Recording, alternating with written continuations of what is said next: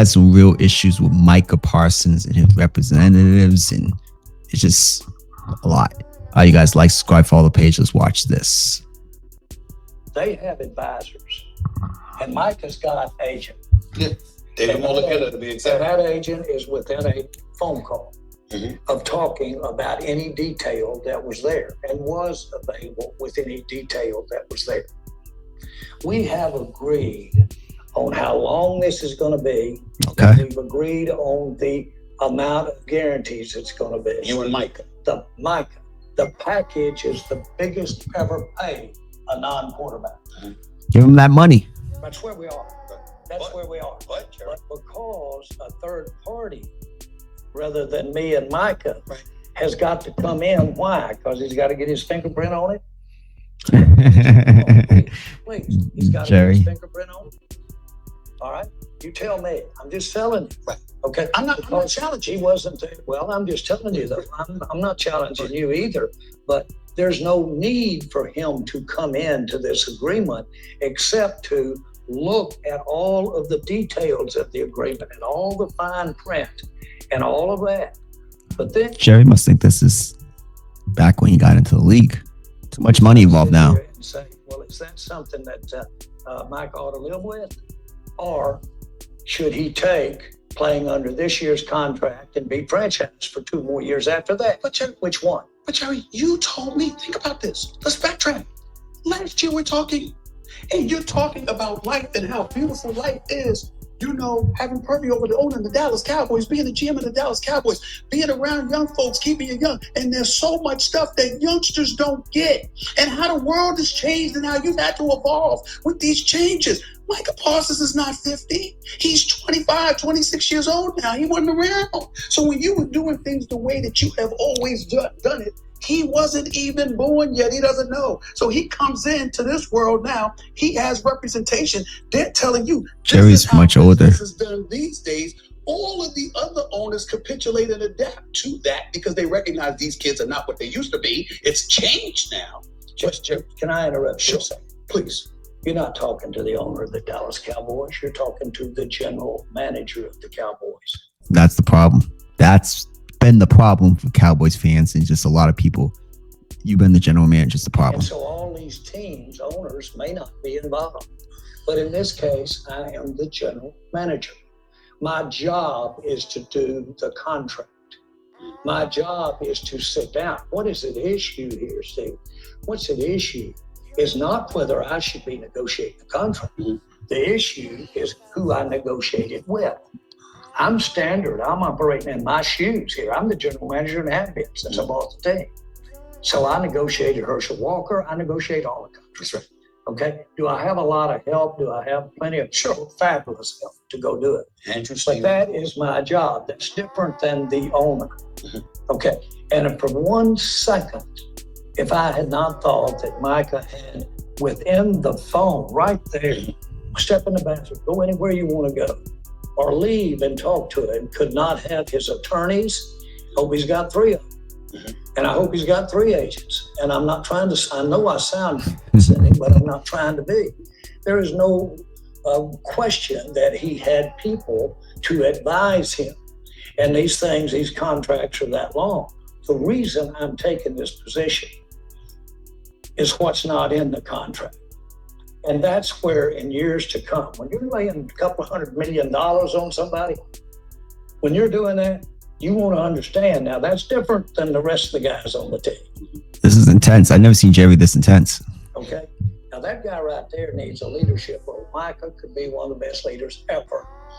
Could be one of the best leaders. But guess what? Other stuff happens along the way. Always does. Always does. Guess who's there? Guess who is there? Wanting to be there, if no other reason, to protect my relationship, protect the Cowboys and what have you. But as that document has said, I mean, I'm there. I'm there with district attorneys. I'm there with all the other guys. That's why I want to do it, and that's why we want to say. Michael came in from Saudi Arabia. Called me from Saudi Arabia. Coming in. Micah Parsons. Got it. Coming in, want to talk. Now, he said it's intense. Negotiation, but I wanted to talk. Okay. Jerry, can I have your cell number? I don't ever give anybody my cell number. That is true. I want to give you my cell number.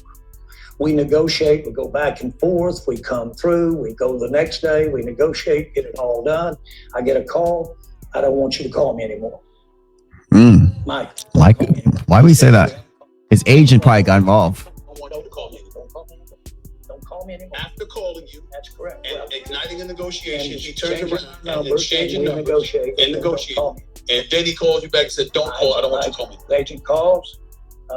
He says, we need to start a negotiation with Micah. Guy says, well, we have negotiated. We'll send you over the deal. Proverbially, just keep it. I won't tell you where to put it, but just keep it. Okay, we've had the negotiation, period. Jerry's feeling like the agent's not needed. He's like, yo, why do you need this guy? Somebody pick up the phone and calling you, negotiating with you. And Micah's a brilliant brother. He's smart. Certainly didn't mean to cast any kind of question. And by the way, it's not a signed contract, No, which makes it no contract. Understood. Understand that. I'm certainly not trying to dilute or minimize his intellect by any stretch of the imagination, what he's capable of. I'm simply pointing to you. I'm saying I get where you're coming from. But Jerry, you are a billionaire. I understand the GM. I'm talking to the GM, not just the owner. But considering your extensive experience negotiating over the years, what about a pass? What about he's 25, he's 26, he made a mistake. All right, I'll talk to the agent. It's like personal between these guys. Personal. What about that thought process? Stephen A., can you look across the first field and look out at the red border? That would be the tile. Yes, pilot. I'm looking at it. I stood there on our last day of mini camps talking with Mike. Had the agent call me. Had the agent call me, yes. Jerry looks good for the 80s, his 80s. Had your agent call me. Okay. My point is, in the spirit of not doing the old mother-dad deal, how many times have you seen the little rascal so clever go in there and mama told him, you're not going to get it. Then the daddy sees him in 5 minutes, never wants to love him, and says, you can have it, son. You can have that before dinner. And he goes back in and says, Mom and Daddy said I could have it. And so Mom and Dad have been around since the beginning of time. I'm not going to go for that shit here. Jerry, talk that talk. You're not going for it. I'm not going for it. No. Does that? Wow. Damn. So he feels like Micah went back to his agent with the deal, the numbers. The agent was like, no, we probably can get more. Look what TJ Watt just got. Look what Garrett just got. Blah, blah, blah. I can get more. And Jerry's like, nah, we had an agreement. I'm not going for this BS. Damn. Cowboy fans, we're in for an interesting season, even though I think you guys are very talented on the offensive side of the football if your offensive line plays well. But what do you guys think? Is Jerry being unfair? Talking about Micah might be well, he's under contract for 3 more years because he'll franchise for 2 more. If I'm Micah, I really want to be out of Dallas. Just play out the contract, play out the 2 franchise tags. You only still be 28, 29. You'll get your bag from there. All right, what do you guys think? Like, subscribe, follow the page. Whoa.